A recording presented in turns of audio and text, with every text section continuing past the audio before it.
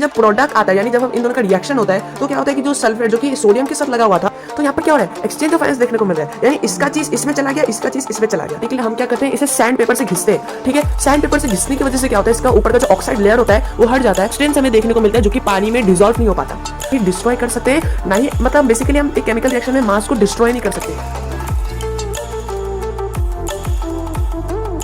के साथ सब लोग मेरा नाम आता है जैसा आप देख रहे हैं study guru YouTube channel. I hope you guys are absolutely doing fine in your life and I hope you guys are healthy. So आज की वीडियो में हम केमिकल रिएक्शन एंड इक्वेशन के शॉर्ट आंसर क्वेश्चंस और very short answer questions को discuss करने जा रहे हैं यानी कि VS से यानी VASQ या फिर SAQ। ठीक है वेरी शॉर्ट आंसर क्वेश्चंस या शॉर्ट आंसर क्वेश्चंस। तो मेरे पास एक नोटबुक है बहुत बड़ा नोटबुक है जिसमें मैंने साइंस के कई सारे यानी कि हर चैप्टर्स के वेरी शॉर्ट आंसर या शॉर्ट आंसर क्वेश्चन मैंने लिखे हैं। सो धीरे धीरे हम वीडियोस में उन्हें कवर करेंगे। आज जो जिसका बारी है वो है केमिकल रिएक्शन एंड इक्वेशन का। तो चलो वीडियो की तरफ बढ़ते हैं एंड अगर आपको कोई भी डाउट रहता है तो आप मुझे कमेंट सेक्शन में पूछ सकते हो एंड आई होप आप ये वीडियो को एंजॉय करोगे। एंड काफी मेहनत से मैंने ये क्वेश्चंस निकाले लाइक प्रीवियस ईयर क्वेश्चंस मैंने देख के कवर अप करने की कोशिश की। मतलब मैंने देखा है कौन कौन से क्वेश्चन बार बार रिपीट हो रहे हैं और उन्हीं क्वेश्चंस को मैंने डाला है। मैं एक पॉइंट की बात बोल देता हूँ कि ये जो वीडियो है स्पेशली सेवा बोर्ड यानी कि आसाम बोर्ड के स्टूडेंट्स के लिए है। जो बाहर के बोर्ड के स्टूडेंट्स से देख रहे हैं उनका तो आने का चांसेस मेरे को बहुत कम लगता है बट फिर भी वो लोग प्रैक्टिस के हिसाब से देख सकते हैं। बट वरना ये मेन वीडियो सेवा के स्टूडेंट्स के लिए है। ठीक है तो चलो वीडियो की तरफ बढ़ते हैं। तो पहला क्वेश्चन देखो, पहला क्वेश्चन कहा गया है व्हाट इज द, यहाँ पर दो पार्ट है क्वेश्चन का एक ही पार्ट था लेकिन इसे क्या है दो पार्ट में डिवाइड किया गया है। तो देखो पहला क्वेश्चन क्या है what is the colour of ferrous sulphate यानी कि फेरस सल्फेट का कलर क्या होता है। फिर पूछा गया है how does the colour changes after heating. इसका मतलब ये है कि फेरस सल्फेट का कलर क्या होता है और जब हम फेरस सल्फेट को हीट करते हैं तो उसका कलर कैसे चेंज होता है यानी कि हीट करने के बाद उसका कलर मतलब क्या चेंज होता है, उसके कलर कौन सा कलर उसमें बदल जाता है वो। ठीक है या फिर कलर में क्या चेंज हमें देखने को मिलता है। इसका बी क्वेश्चन पार्ट भी है, बी क्वेश्चन पार्ट हम बाद में करेंगे, पहले ए को डिस्कस करते हैं। तो देखो जो फेरस सल्फेट का कलर होता है ना वो ग्रीन होता है। ठीक है फेरस सल्फेट का कलर ग्रीन होता है और जब हम उसे हीट करते हैं तो वो उसका कलर ब्राउनिश रेड हो जाता है। कैसे तो देखो यहाँ पर देखो लिखा गया है the colour of ferrous sulphate is green and it changes to brownish red after heating.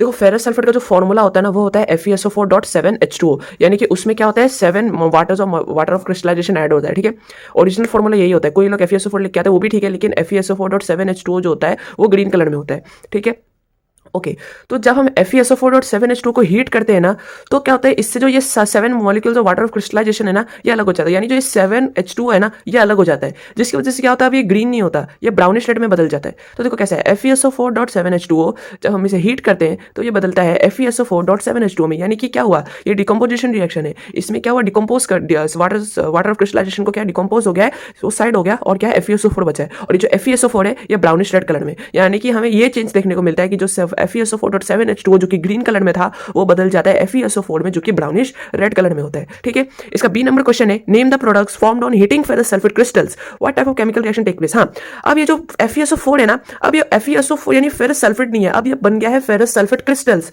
क्यों क्योंकि इससे वाटर ऑफ क्रिस्टलाइजेशन हट गया वाटर हट गया तो ये क्या बन गया क्रिस्टल बन गया। अभी फेरस सल्फेट नहीं है अब ये फेरस सल्फेट क्रिस्टल है। तो बी नंबर क्वेश्चन में वही पूछा गया है अगर हम फेरस सल्फेट क्रिस्टल यानी FeSO4 को अगर हम हीट करेंगे तो क्या होगा क्या हमें देखने को मिलेगा और ये कौन सा केमिकल रिएक्शन है। तो देखो इसमें मैंने लिखा हुआ है when we heat ferrous sulphate then it's 7 waters of molecules get removed. ठीक है इससे भी ये वाला इसी पार्ट का है। ठीक है ये वाला पार्ट लिखने का जरूरत है इसी पार्ट का है।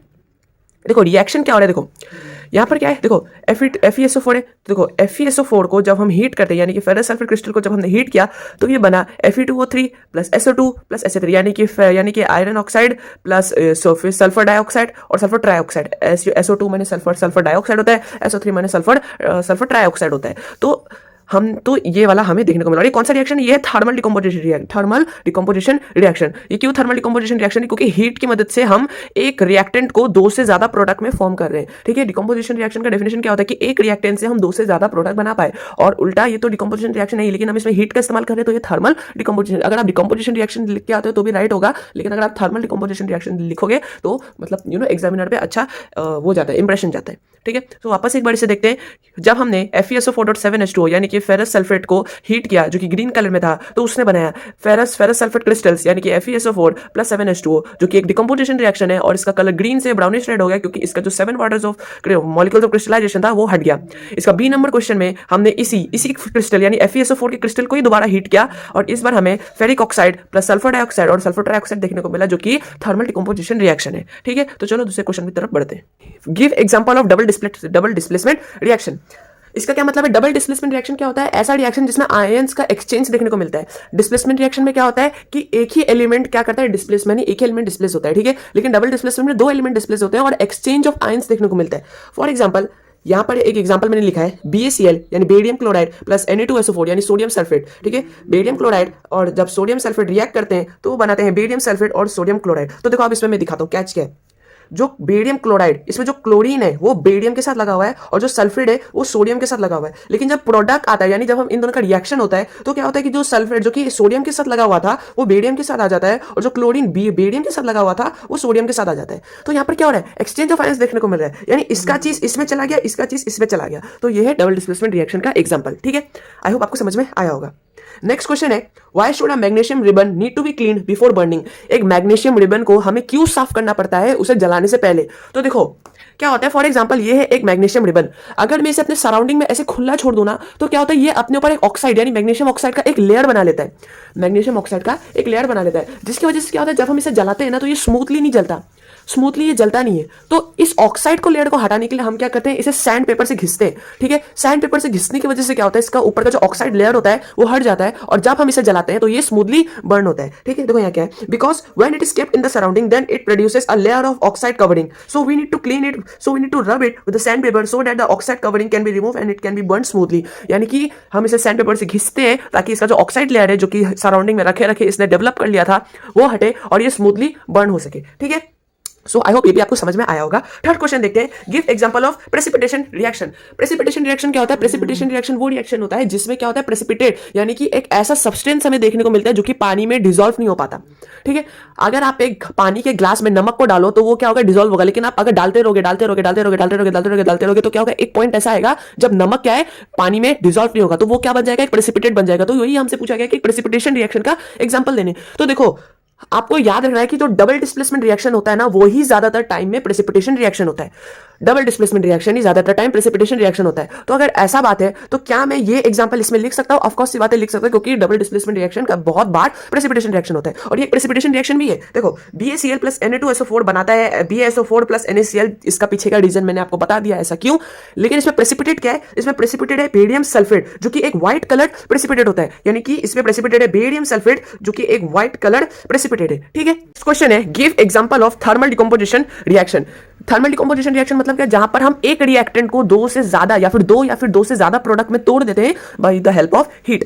तो अगर आपको याद होगा तो फेरस सल्फेट में हमने क्या किया था, फेरस सल्फेट में हमने हीट की वजह से ferric oxide plus sulphur dioxide और सल्फर ट्राइऑक्साइड बनाया था। यानी कि हमने FeSO4 को जो कि एक रिएक्टेंट था उसे तोड़ के 3 प्रोडक्ट में डेवलप किया। तो उसका आप ये एग्जांपल भी लिख सकते हो या फिर इसका एक और बहुत फेमस एग्जांपल होता है कार्बन डाइऑक्साइड। जब हम कार्बन डाइऑक्साइड को हीट करते हैं तो वो कार्बन और ऑक्सीजन में फॉर्म हो जाता है जो कि एक थर्मल डिकम्पोजिशन रिएक्शन है। लेकिन आप फेरस सल्फेट वाला एग्जांपल भी लिख सकते हो एंड आई विल रिकमेंड कि फेरस सल्फेट वाला एग्जांपल लिखना क्योंकि वो देखने में बड़ा अच्छा लगता है। ये उतना अच्छा नहीं लगता पर फिर भी ये फेमस है तो मैंने लिख दिया, ठीक है। Next is what is a balance chemical equation. Balance chemical equation क्या होता है, ठीक है। बैलेंस केमिकल इक्वेशन क्या होता है, इससे पहले आपको जानना पड़ेगा कि हम केमिकल इक्वेशन को बैलेंस क्यों करते हैं। हम केमिकल इक्वेशन को बैलेंस यानी कि आपने देखा होगा हम जो केमिकल इक्वेशन में 2, 4, 6 वगैरह हम लगाते हैं, ऐसा क्यों लगाते हैं, ताकि हम law of conservation of mass को उसके हिसाब से चले। Law of conservation of mass के पाथ पे हम चले। Law of conservation of mass क्या कहता है कि एक केमिकल रिएक्शन में हम मास को ना ही डिस्ट्रॉय कर सकते, ना ही मतलब बेसिकली हम एक केमिकल रिएक्शन में मास को डिस्ट्रॉय नहीं कर सकते। तो उसको उस चीज को फॉलो अप करने के लिए हम केमिकल इक्वेशन को बैलेंस करते हैं। तो ये तो हो गया कि हम बैलेंस क्यों करते हैं, लेकिन इसमें पूछा है कि बैलेंस केमिकल इक्वेशन क्या होता है। तो आपको याद रखना पड़ेगा कि बैलेंस केमिकल इक्वेशन वो इक्वेशन होता है जहां पर number of mass in the reactant is equal to the number of mass in the product. यानी कि अगर मेरे पास फॉर इंस्टेंस अगर मैं आपको एक एग्जांपल दूं कि मेरे पास है H plus I gives HI for example मेरे पास है H plus I gives HI for example, ठीक है। ऐसा कुछ होता नहीं है। फिर मान के चलो यहां पर H है 2, यहां पर 1 है 2, लेकिन यहां पर HI 1 है। तो हमें क्या करना पड़ेगा, इस केमिकल इक्वेशन को बैलेंस करना पड़ेगा ताकि, क्योंकि यहां पर तो क्या है, यहां पर तो 4 हो गया, देखो 2 2 4, लेकिन यहां पर तो 1 है। तो क्या number of mass in the reactant is equal to the number of mass in the product? Absolutely not. तो हमें क्या करना पड़ेगा, इसको बैलेंस करना पड़ेगा ताकि जितना मास हमारा रिएक्टेंट में है उतना मास हमारा प्रोडक्ट में आ जाए। तो आपको एग्जांपल में ऐसे लिखना पड़ेगा, balance chemical equation is that equation where number of mass in the reactant is equal to the number of mass in the product, ठीक है। यानी कि दिस इक्वल टू दिस, यानी कि this equal to this, this equal to this, ठीक है। Okay अब हमें एक क्वेश्चन है राइट केमिकली, ठीक है, राइट केमिकली। इसका मतलब है कि हमें क्या करेगा, सेंटेंस दे दिया जाएगा, कई सारे कंपाउंड्स के नाम हमें दिए जाएंगे और हमें उनका केमिकल फॉर्म में उन्हें लिखना पड़ेगा। जैसे यहाँ पर लिखा है when barium chloride reacts with sulphuric acid then barium sulphate and hydrochloric acid is produce. यानी कि जब हम BaCl2 को सल्फ्यूरिक एसिड यानी कि H2SO4 में जब मिलाते हैं तो क्या होता है, देखो जब BaCl2, ठीक है, अब देखो यहाँ पर हमें आंसर ऑलरेडी दिया गया है कि बेरियम सल्फेट और हाइड्रोक्लोरिक एसिड प्रोड्यूस होता है। यहाँ पर द मेन क्या चीज है, राइटिंग प्रैक्टिस। अगर आपको एलिमेंट के नेमिंग में बड़ा दिक्कत आता है तो आपको ये सब करने में बड़ा दिक्कत होगा, क्योंकि इसमें आपके सामने आंसर रहेगा, लेकिन अगर आप केमिकल का नेम, उनका फॉर्मूला वगैरह नहीं जानोगे तो आपका पास आंसर होते हुए भी आप उसका आंसर नहीं लिख पाओगे, ठीक है। आपका पास आंसर होगा तब भी आप आंसर नहीं लिख पाओगे। तो देखो यहाँ पर कहा गया है बेरियम क्लोराइड होता है BaCl2 reacts with sulphuric acid होता है H2SO4 देन बेरियम सल्फेट यानी कि BaSO4 प्लस हाइड्रोक्लोरिक एसिड यानी HCl इज प्रोड्यूस। वापस से पढ़ेंगे when barium chloride that is BaCl2 reacts with sulphuric acid that is H2SO4 then it gives BaSO4 that is barium sulphate plus hydrochloric acid that is HCl, ठीक है। तो ये हो गया 1 वाला। नेक्स्ट देखते हैं zinc sulphide is burned in air to produce zinc oxide and sulphur dioxide. यानी कि जिंक ऑक्साइड यानी Z यानी कि जिंक सल्फाइड यानी ZnS को जब हम हीट करते हैं इन प्रेजेंस ऑफ एयर, यानी कि देखो ZnS जो कि जिंक सल्फाइड को जब हम हीट करते हैं इन प्रेजेंस ऑफ ऑक्सीजन यानी कि प्लस O2, और देखो यहाँ पर ट्रायंगल का मतलब होता है हीट। ट्रायंगल का मतलब हीट होता है। आपको हर टाइम एग्जाम में ऐसे हीट लिखा हुआ नहीं आएगा, यहाँ पर आपको ट्रायंगल मिला हुआ आएगा, ठीक है, क्योंकि ट्रायंगल का मतलब ही हीट होता है। तो देखो ZnS जिंक सल्फाइड को जब हम हीट करते हैं प्रेजेंस ऑफ ऑक्सीजन यानी ZnS प्लस O2 को जब हम हीट करते हैं तो हमें क्या मिलता है, देखो यहाँ पर लिखा है then it produces zinc oxide and sulphur dioxide यानी ZnO प्लस SO2 हमें मिलता है, ठीक है, ZnO प्लस SO2 हमें मिलता है। नेक्स्ट क्या है, देखो potassium reacts with water to form potassium hydroxide and hydrogen. Potassium होता है K, वाटर होता है H2O, पोटेशियम हाइड्रोक्साइड होता है KOH एंड हाइड्रोजन होता है H2, यानी कि जब K यानी पोटेशियम जब रिएक्ट करता है वाटर के साथ that is H2O that it gives potassium hydroxide जो कि KOH होता है plus hydrogen gas that is H2, ठीक है। नेक्स्ट हमें पूछा है right chemical equation of respiration. पहले मैंने फोटोसिंथेसिस लिख दिया था लेकिन वो गलती से मैंने लिख दिया था, उसका रिएक्शन अलग होता है। सो यहाँ पर हमें पूछा गया है कि हमें रेस्पिरेशन का एग्जांपल देना है। तो रेस्पिरेशन क्या होता है, हम ऑक्सीजन को ब्रीदिंग करते हैं और कार्बन डाइऑक्साइड रिलीज करते हैं, ठीक है। ऑक्सीजन को लेते हैं, कार्बन डाइऑक्साइड छोड़ते हैं, ऑक्सीजन को लेते हैं, कार्बन डाइऑक्साइड को छोड़ते हैं। क्यों हम ऑक्सीजन को लेते हैं, ताकि हम अपने सेल्स को ऑक्सीडाइज कर पाए for the breakdown of food, ठीक है। अभी केमिस्ट्री में मैं बायोलॉजी नहीं घुसाऊंगा, मेन रिएक्शन की तरफ बढ़ते हैं। तो रिएक्शन है हमारा C6H12O6 यानी ग्लूकोज प्लस 6O2 यानी कि ऑक्सीजन प्लस वाटर, हमें मिलता है कार्बन डाइऑक्साइड वाटर एनर्जी यानी कि ग्लूकोज जो कि होता है C6H12O6 प्लस ऑक्सीजन जो कि होता है O2 प्लस H2O यानी कि वाटर। जब ये तीनों रिएक्ट करते हैं यानी ग्लूकोज ऑक्सीजन वाटर जब रिएक्ट करते हैं तो हमें मिलता है कार्बन डाइऑक्साइड यानी CO2 plus water H2O plus energy मिलता है, ठीक है। तो ये होता है रेस्पिरेशन का रिएक्शन। हमने पूछा है what happens when iron nails are dipped in solution of copper sulfate, यानी कि आयरन नेल्स क्या होते हैं Fe। जब हम उसे कॉपर सल्फेट यानी CuSO4 में जब हम उसे डालते हैं तो हमें क्या देखने को मिलता है, तो हमें डिस्प्लेसमेंट रिएक्शन देखने को मिलता है, ठीक है। डिस्प्लेसमेंट रिएक्शन को देखने को मिलता है कैसे, देखो यहाँ पर क्या है Fe प्लस CuSO4 यानी आयरन जब रिएक्ट करता है कॉपर सल्फेट के साथ तो ये फेरस सल्फेट प्लस कॉपर बनाता है। तो देखो जो सल्फेट यानी SO4 जो है वो कॉपर के साथ लगा हुआ था, लेकिन जब इन दोनों का रिएक्शन हुआ तो क्या हुआ कि सल्फेट ने कॉपर का साथ छोड़ दिया और वो आयरन के साथ लग गया और कॉपर अकेला रह गया। तो ऐसा रिएक्शन जिसमें कोई एलिमेंट अकेला रह जाता है, ठीक है, कोई एलिमेंट अकेला रह जाता है या फिर रिएक्टेंट में उसके साथ जो रहता है जब वो उसे छोड़ देता है और वो अकेला पड़ जाता है तो वो डिस्प्लेसमेंट रिएक्शन होता है। तो यहाँ पर क्या होता है, iron displaces copper from copper sulphate solution.